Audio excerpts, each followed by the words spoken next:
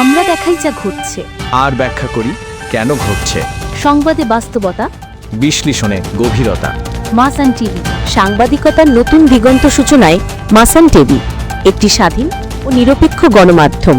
দেশের সীমান্ত সুরক্ষা ও অবৈধ অনুপ্রবেশ রোধে কুড়িগ্রামের ১৯৮ কিলোমিটার ভারতীয় সীমান্ত জুড়ে সর্বোচ্চ সতর্ক অবস্থান নিয়েছে। ১৪ মে কুড়িগ্রাম ব্যাটালিয়ন ২২ বিজিবি জানায়, সীমান্ত এলাকায় নিরাপত্তা ব্যবস্থা আরও জোরদার করা হয়েছে এবং নজরদারি বাড়ানো হয়েছে কয়েকগুণ।